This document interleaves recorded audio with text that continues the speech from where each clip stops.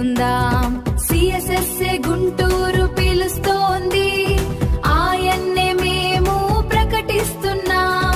పవిత్రతలో ఎదుగుతూ జ్ఞాన జ్యోతి వెలిగిద్దాం. లోకం పిలుపు విన్నావా, నీకై దారి ఏదో ఉన్నావా?